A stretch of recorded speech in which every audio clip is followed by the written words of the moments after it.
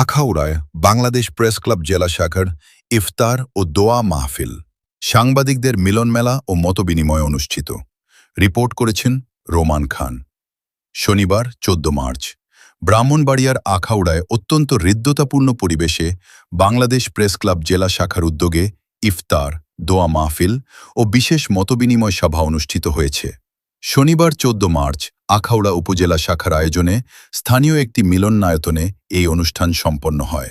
আখাউড়া উপজেলা শাখার সভাপতি মোহাম্মদ হুমায়ুন কবিরের সভাপতিত্বে এবং সাধারণ সম্পাদক নজরুল ইসলামের সঞ্চালনায় অনুষ্ঠানে প্রধান অতিথি হিসেবে উপস্থিত ছিলেন বাংলাদেশ প্রেস ক্লাব ব্রাহ্মণবাড়িয়া জেলা শাখার প্রতিষ্ঠাতা সভাপতি এনামুল হক আরিফ। অনুষ্ঠানে বিশেষ অতিথি হিসেবে উপস্থিত ছিলেন জেলা শাখার সিনিয়র সহসভাপতি মিনহাজ নবী খান পলাশ, অর্থ সম্পাদক আরফিন সুলতানা কলি এবং দপ্তর সম্পাদক কাজী আরিফ। এছাড়াও জেলা ও বিভিন্ন উপজেলা শাখার নেতৃবৃন্দের মধ্যে উপস্থিত ছিলেন সদর উপজেলার রোমান খান, এনায়েতুল্লাহ ও সুমন। বিজয়নগর উপজেলা শাখার পক্ষ থেকে উপস্থিত ছিলেন সভাপতি সেলিম সহ আরও অনেকে।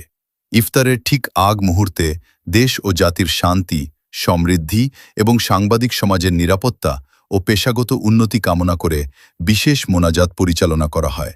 মোনাজাত শেষে উপস্থিত সকলে একসাথে ইফতারে অংশগ্রহণ করেন। ইফতার পরবর্তী সময়ে এক অনানুষ্ঠানিক ও প্রাণবন্ত আলোচনা সভা অনুষ্ঠিত হয়।